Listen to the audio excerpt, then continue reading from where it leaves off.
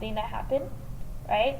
Now, what we want to do, right, so this is the equation we're using. I'm going to move it around. So I'm actually going to get rid of the fraction because I hate fractions. I'm going to multiply by the probability of A on both sides. So I have the probability of A intersect B, right? So now that's by itself. That's going to equal the probability of B given A times the probability of A. Okay, now, independent. So let's talk about what this is. So,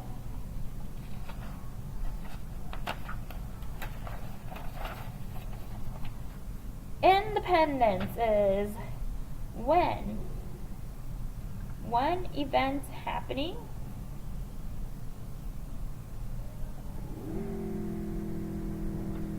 does not affect the chance of the second one happening.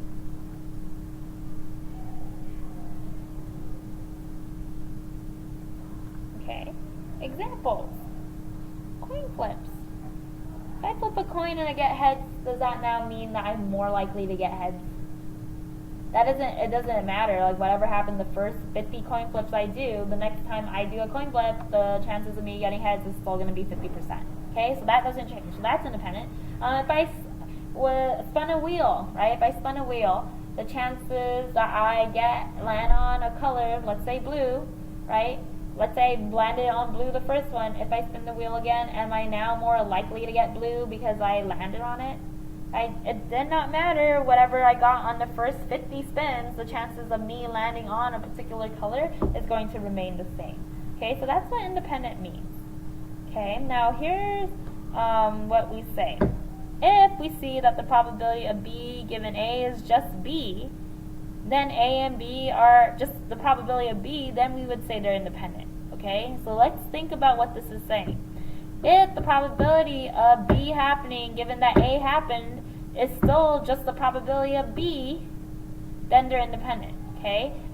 It didn't matter that A happened. It didn't affect it whatsoever, and so the probability would remain the same, okay? That's essentially what that's saying, and so we have, for independent events, if you have the probability of A intersect B, what happens with that is you just need to multiply out the probability of A with the probability of B, okay? So let's go ahead and take a look at an example with this knowledge. So I know that the probability of J is 0.23, the probability of B is 0.67, and then the probability of J given B is 0.15. Okay, what is the probability of J intersect B? Alright, so what I want to use is the formula that I had above, so the manipulated conditional rule. The probability of A, or let's put it in terms of J and B. So the probability of J intersect B is going to be the probability of J given B times the probability of B. Okay, so I'm just straight out copying this formula right here. Now, here's the thing that happens, okay? I'm just going to substitute everything I know in here. So I do have the probability of J given B. I have that as 15% times the probability of B, and that is going to be, what is that? Oh, 67%. So I just have 0.15 times 0.67, and that's going to be 0.1005. Okay, so there's my probability of both of them occurring. Now the second question is asking, are J and B independent? Okay, so here's what we want to do. There's two ways I can do this. I'm going to do it this way. So I know that this is true for independent events. That if I multiply a probability of A and probability of B, that should equal the intersection between those two events, okay? Here's the intersection, so I know for sure that's what my intersection is. Let's go ahead and multiply the probability of J and B. So we know that this needs to be true if they were independent. Okay, so I know what that is. That's 0.1005 because we just found that. The probability of J is 0.323 times the probability of B, that's 0.67.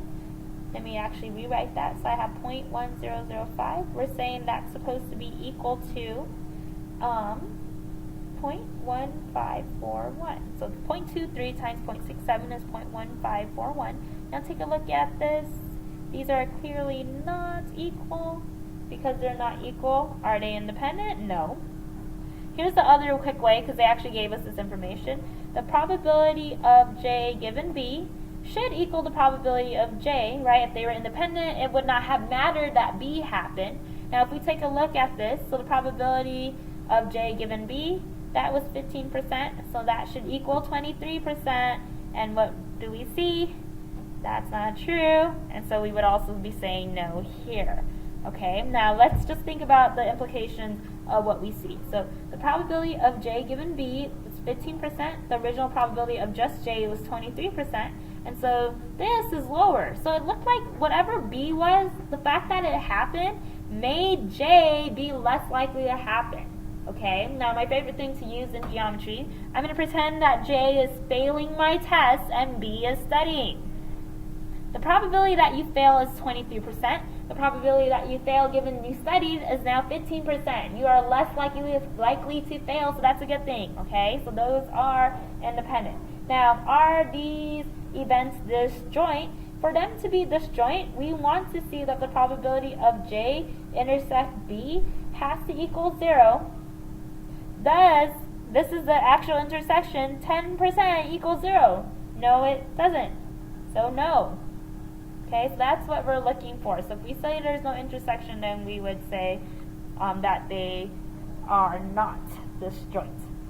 Okay, so our next example, example 11. So we have that the probability of A is 45%, the probability of C is 39%, and then we have the probability of A intersects C.